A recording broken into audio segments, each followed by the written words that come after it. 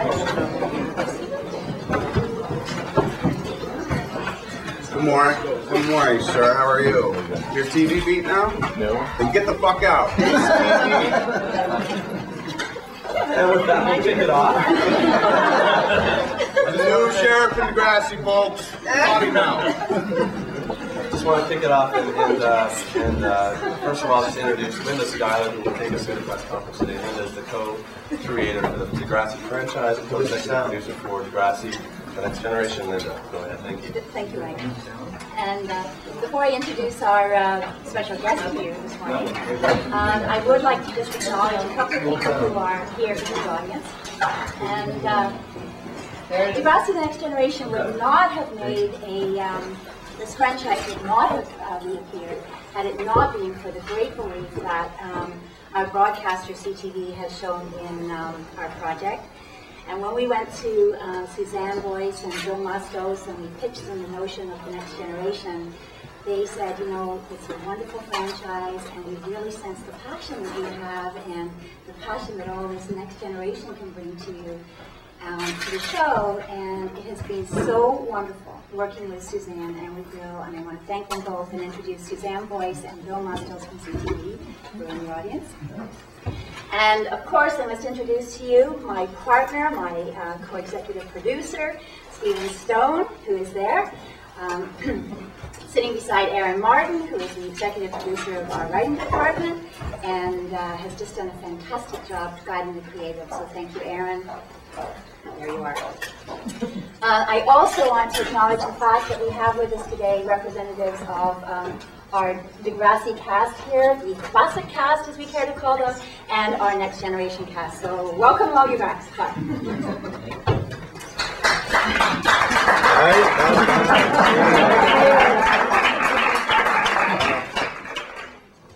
So it is now my pleasure to introduce to you our guest, and Kevin Smith, who you all know from his fantastic independent filmmaking career south of the border.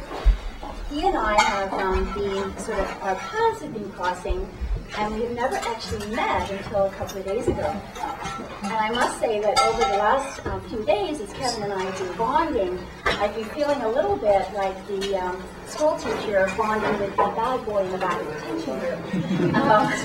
And as Kevin and I got to know each other, even though we, as you are well aware, we might have different language, we might express ourselves slightly differently.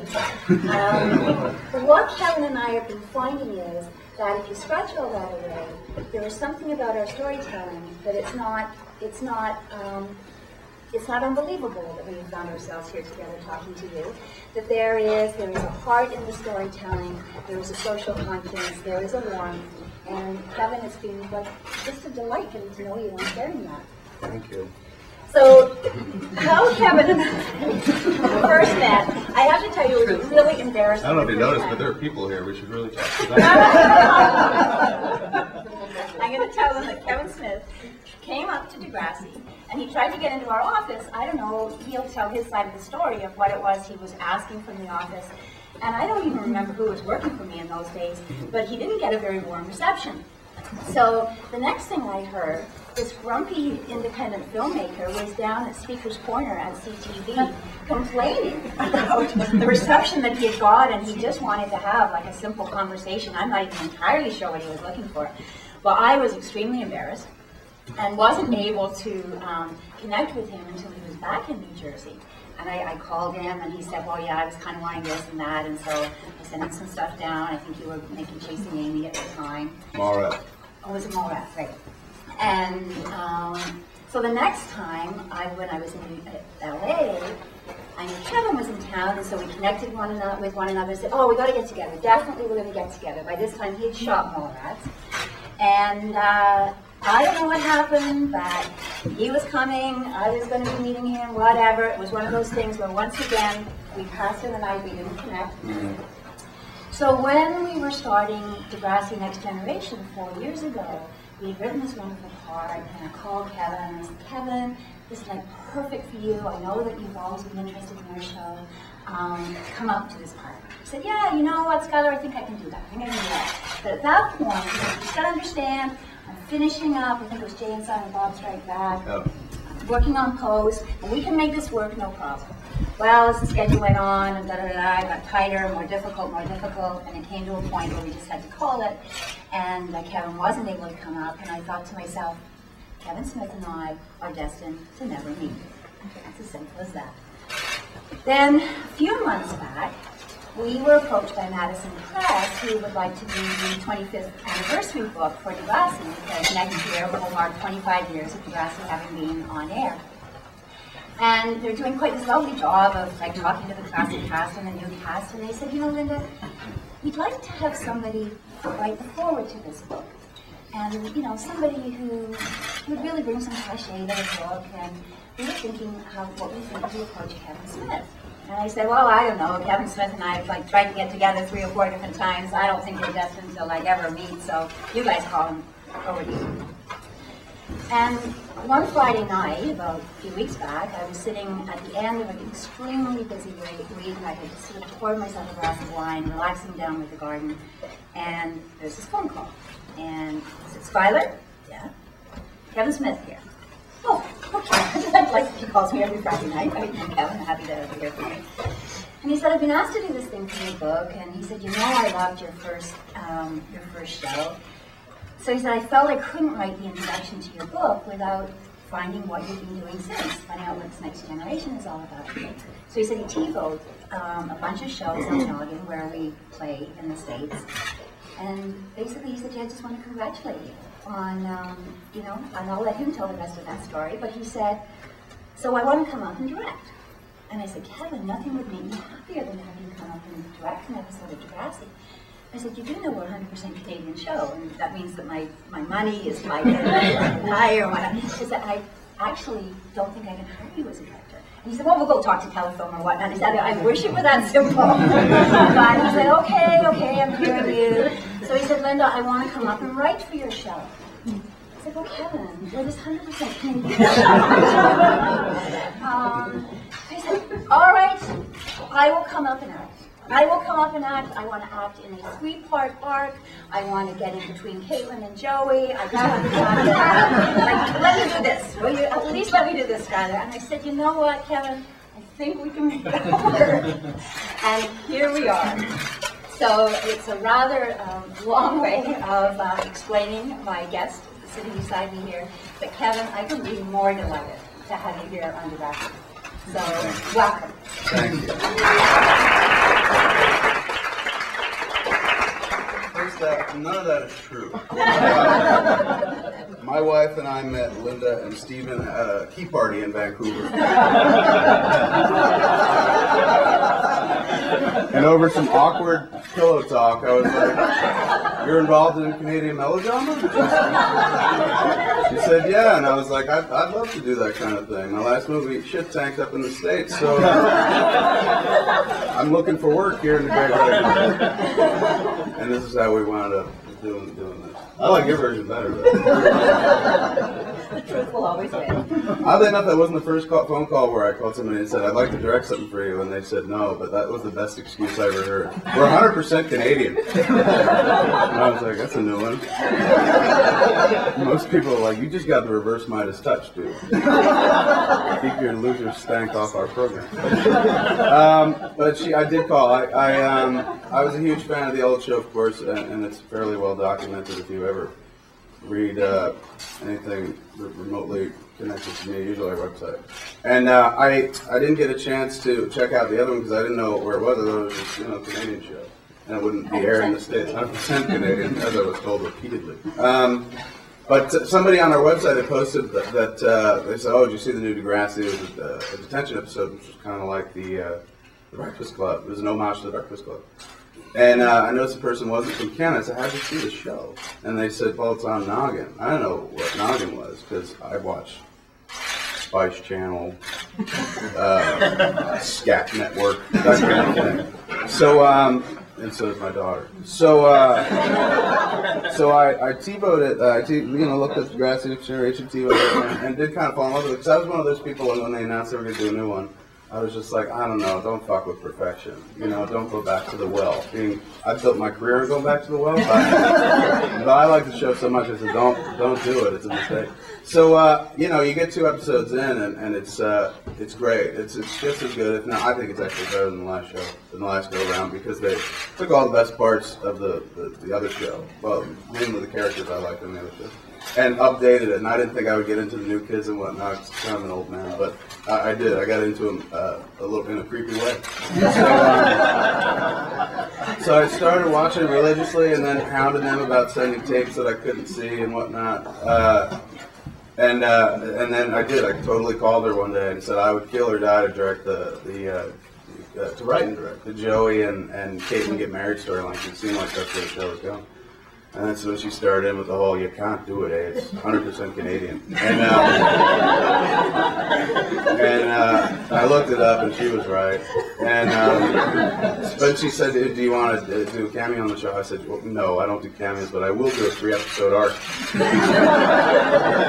in which I'm the central figure. And she was totally cool with it. So here we are. And Shelley and Aaron did a great job of writing my little world into their little world, and that's really what it is. I'm a big comic book fan, so like when worlds collide, you know, when Spider-Man and Daredevil meet up in a book, I go ape shit and bust a nut, and this is that kind of thing where my world, and which is a kind of real world, and their world, which is even more real than mine, get to kind of cross over. It's a crossover event, really. That's your photo op. So it's great. It's fantastic for me. It's the easiest job in the world because I have to play myself, but I don't play myself. I play a fictionalized version of myself where I've been successful, and I don't, you know, so I don't have to really act. It's not like these cats emote on a regular basis. I just get up there and pretend I'm me. But I pretend I'm a little different version of me. Although I don't know how different it'll be. Art may imitate, if I'm using that term loosely, art may imitate life, because I was talking to Aaron about what we were going to do on the show, like what was the reason for us to be here. I said, I guess we're shooting a movie, and it'll be like a Jay and Silent Bob movie. And I think I threw out the title Jay and Silent Bob Go Canadian, and he was like, all right, that's good. And then they added an A, Jay and Silent Bob Go Canadian. And then Aaron wrote me the sweetest email where he goes, I don't know if you want to do this, but we figured the plot of the movie might be that Jay and Silent Bob need to get a high school degree, and no American high school will take them anymore, so they have to go to a Canadian high school. Would you mind doing that? And I was like, would I mind? Dude, I'm just angry I didn't think of that first. So we may actually wind up making that movie because I'm incredibly charmed by them. So it's so far it's been great. I've met almost everybody. I haven't met everybody, but I've met a lot of folks, and they've been really sweet and whatnot. Although it's weird, it's from Canada. There's a different vibe in Canada. The last few times I was here, it's very easy to push people around. There seems to be this new Canadian national pride that wasn't in existence the last time I was up here. Like I was like, Linda, can you pass me the sugar? And she was like, oh, get it yourself, you obstreperous, warmongering former slave owner. I said, shit's different up in TO. But this, I always feel very welcome here. I always kind of viewed Toronto as, in a weird way, as my adopted home planet, much like Superman views Earth as his adopted home planet and protects it. Well, I don't really protect Toronto much, but I do feel that kind of kinship, and so much so that when I'm here, if somebody produces a piece of Earth-based kryptonite, I show, crumble. I'm going way geeky. Perhaps we might like to open it up for questions on the floor. Not really. I just like to talk. Yeah, totally. So I'm glad to be here. Thanks for having me up here, and it's going to be a lot of fun. And if Degrassi is canceled after this 3-episode arc, don't be surprised. So, yes. Hi, Kevin Houston to Westling with CFTO CTV. A lot of call letters. What is that? Say it again. CFTO CTV. CFTO CTV? Yeah. 3 call letters won't do it? You Yeah. need 9? Well, CTV. There you go. Okay. What was the first thing that, when was the first Degrassi episode that you ever watched, and how old were you, and where were you, and what was the whole experience like? Oddly enough, I remember that because I phoned up for the press conference. I was at the Quick Stop in Leonardo, New Jersey, and it was circa 1990. and I was working on Sunday morning, and they used to run Degrassi Junior High and Degrassi High in an hour block, 11 o'clock on Sunday morning. And Yes. what was it? PBS. PBS in the States. Yeah. PBS. So at that point on Sunday morning, I used to go in at 6 o'clock and make newspapers. By 11 o'clock, I was pretty much done, and the rush was kind of over post-church and whatnot. So that was the time where I had the opportunity to watch more TV. And there was nothing on, because I only had the basic 13-minute cable. So I wound up on PBS because it came in crystal clear. And suddenly there was like this kind of kid show. And I remember the first time I watched it, I was just like, oh my God, this is insanely melodramatic. And then by the end of the episode, I was weeping. Because I am insanely melodramatic beneath the very foul-mouthed exterior. So I just kind of fell in love with the show. And then I introduced it to Jason Mewes, because he used to come and make papers with me in the morning. He used to put Sunday papers together, they come in different sections. And we would work toward that 11 o'clock hour where we'd sit down and just watch Degrassi, and then sit around telling stories about it or talking about the show, but not in that like let's do the discussion guide kind of thing. More like, who would you fuck on that show? And the answer was? Galen Ryan. And Mewes was like Joey Jeremiah.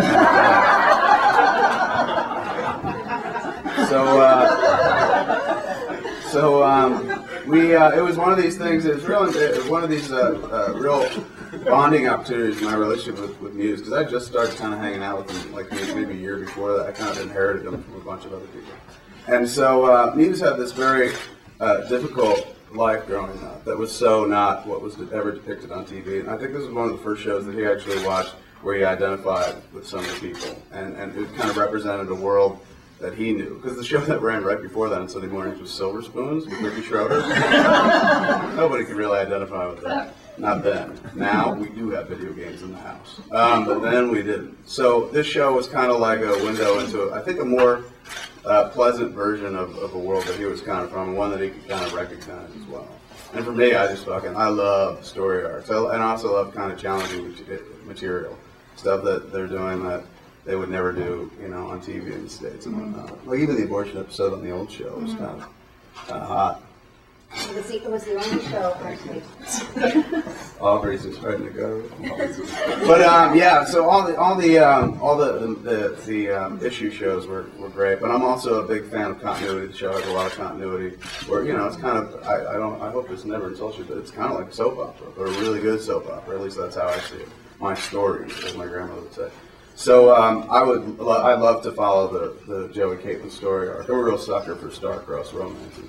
So when I watched Next Generation and they were back and still trying to make it work, I was just like, holy shit, Tried to get my wife into it, and she was just like, oh, good God, they're 14, these people. Watch a different show. I said, I can't. So I've just been, I don't know. There it is. Thanks. You're welcome. Any other questions? Yes? Hi, Nelson Branco, In Touch Weekly. Hey. Welcome to Toronto. Thank you. It's obvious you're a fan of TV, and I was wondering, do you feel it's important for artists like yourself to support dramatic programming on TV in this reality-saturated world of ours? First off, I would have to accept the fact that I was an artist in order to answer that question. But if you mean small-time directors to support drama on TV, yeah, absolutely. There was a period there about over the course of the last 2 years where it was just contests and people eating bees and shit like that. And it was real tough for me to get into much TV beyond The Sopranos, The Simpsons, Sex and the City. So this was totally welcome for me to find. And thankfully, you guys have a great partner with that Noggin Network, because they air this show ad nauseum. It became the anchor show. Like, Noggin is pretty much the Degrassi Network. Every commercial focuses on like, coming up on Degrassi, it's intense. And very intense. But so I was able to catch up with the entire show within a 2-week period. And, it's just such a great alternative to most of the crap that's on American TV, period. Plus the fact that most of that crap is so, give us your house and your daughter, we'll replace them both. And you'll be better. Jim Slotek from the Sun. So do you finally get to pursue Caitlin in this interdimensional crossover of yours? I do. It is an interdimensional crossover, and I tread lightly on the subject because I still haven't discussed it with my wife yet. But yeah, in this version of Degrassi, I'm everything about me is roughly the same. I'm Kevin Smith. I've made all the movies I've made, but I've never gotten married and I don't have a kid. Which, as you can see, the wife ain't gonna be too happy about. But so yeah, and then I come up here, and then there's a pursuit of sorts. I believe she pursues me. Like I said, it's a fantasy show. But we couldn't figure out how else to shoehorn me into the show without it seeming obvious. So when I first talked to Skylar, I was like, well, maybe I can come up and play a student who finds out he's gay. And she's like, we've done it. And I said, maybe I could have an abortion. She's like, we've done that. And I was like, well, shit, I guess I could play myself. And there we wound up with that. Now, the fascination with Caitlin actually goes like way back. Way back. Because in Clerks, I mean, it is Caitlin. Yeah, totally. We named it Caitlin and Clerks after Caitlin and Degrassi. The fascination goes way back to the bathroom before we stopped, to be honest with you. Any other questions? Kevin, sorry, just going back to Jason Mewes, Yes. any chance perhaps that he would be on the show? Jason, yeah, I mean, what, are we? You want to announce it. Yeah, sure. Muse is on the show. Totally. I mean, within the reality of the show, we make a movie called Jay and Silent Bob Go Canadian. I can't always be like, Muse was just here. You guys keep missing him. So yeah, he's coming out. He's coming up to be on the show. And also, we're trying to work in some other stuff as well. Because basically, we don't want, the thing is, you can't turn it into, Degrassi is Degrassi, and it's got to focus around the kids. And we're lucky as people who are older than 17 that they're giving us 2 minutes airtime because adult storylines are fucking boring. So it can't be all about the movie. Of course, we're a B plot really at best. So but central, because I was like, can you find a way for me to interact with the kids that's not real creepy? And thankfully we kind of found that way. But we're going to try to bring other people involved as well. I want Affleck to show up. So we're going to try to get Ben to do a little cameo too, because we're making a movie within the movie, so we want to make the movie kind of as realistic as possible. And Affleck honestly could use the work right now. What better way to reboot your career than starring on Canadian melodrama? Will this be on a timeline with Passion of the Clerks? Actually, a timeline is in as much as what? Well, I don't know whether people will consider it to be part of their history as. Will it be part of the canon? Yeah. Kind of interesting question. I don't know. Yeah, I guess like in our world, will we have really gone to Canada? That'd be awesome. I'd like to throw in a reference in the Passion of the Clerks to like we just got back from Canada. Here are our degrees. And people are like, what is he talking about? It also serves as a really great warm up for us because we do go shoot Clerks 2 movie in January. So this is a chance for me and Muse to kind of get back together and shuck and jive a little bit on Canada's dime before we have to go do it on our own. So Jay and Silent Bob actually going to be in the Degrassi episode? You're going to play both characters? Yes. What is unclear about this concept? Yeah, it's going to be. I'm going to play.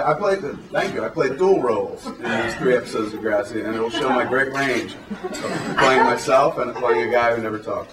I played Kevin. I played Silent Bob, and Jason plays Jay, and he plays Jason Mewes as well. He plays Jason Mewes, and the Jason Mewes who will, I'm sure, chase 14-year-old girls around the hallways of Degrassi. That's the very special part of the episode. Maybe the DVD version, I don't know. How to say no to the 30-year-old, that kind of thing. Excuse me. Yes. I was just wondering that if we finally get to use foul language. I encourage it. Work for me. It's as simple as that. But it really is quite awesome. I kid and I'm kind of reserved, but this is one of the few soft spots for me in life. And there are very few fascinations or cult favorites of mine that I've been able to carry with me for adult. Like I left the Star Wars stuff behind when I was a kid and whatnot. And Degrassi is something that, I don't know, it just kind of makes me feel young when I watch the show. Watching that storyline last year with the love triangle between Craig and Manny and Ashley was just that took me right back to high school. And these kids are insanely good actors. You know, I don't just say that because you guys are here.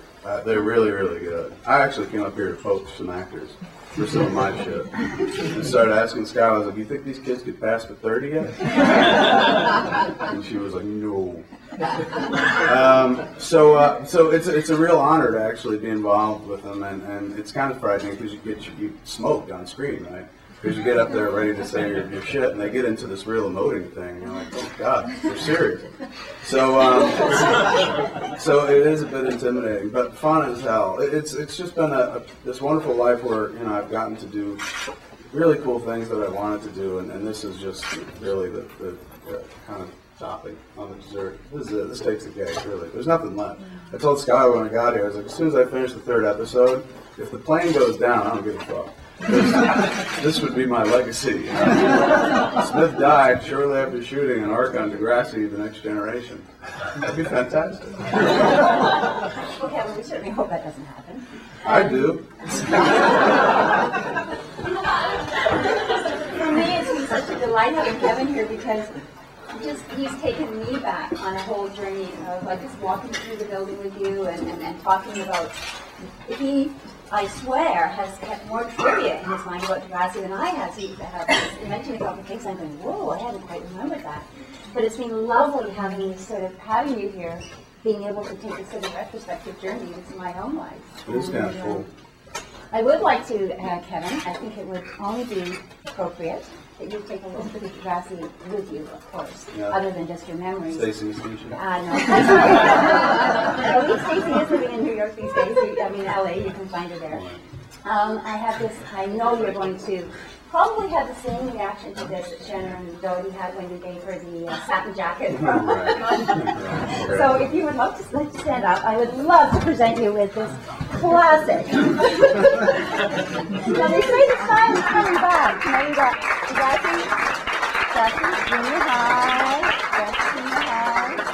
You guys had to dig deep in the We have to go deep in the archive. It can go with your graduation certificate. Totally. So this will become part of my ensemble. I'll wear this to bed with the wife. Come to the room at night and be like, honey, I'm wearing the sweater. Get out! This is awesome, thank you. Let me hold it very naturally. It's nice to see a lot of Canadian press up here, because you know the show's blown up in the States, right? There's so much coverage. I don't know if you've happened to know. Oh, we just happen to have an Entertainment Weekly. Who put that there? But it really is kind of blowing up, which is really great, because it makes me feel smart, because I've been talking about Degrassi down in the States since, what, 94? And then people are like, what are you talking about? And now people know, so I feel like I had my finger on the pulse. I just wish I had invested. But, you know, 100% Canadian. Kevin, I just want to have, if I could, we have 2 more photo ops very quickly. The first, I'd just like if I could ask Stacey to come up and just have a quick photo with you. Right on. And then second, I'd just like the entire cast to come up and if we could. Yes, please. Come on up, Stacey. You want to wear the sweater? You got yours.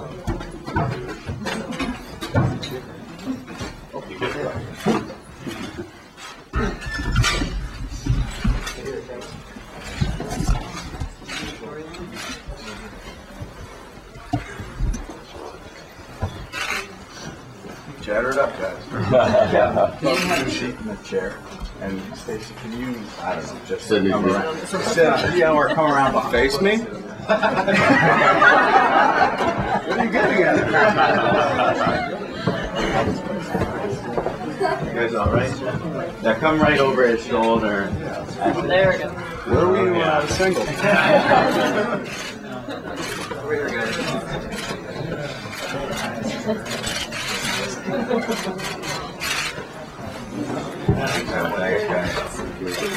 You fire those legs up? Your legs. Did you take pictures for the free X-rated weekend? Yeah. That tells me what strip clubs you have. Fire them up out. If I could fire my legs up, they wouldn't be this heavy.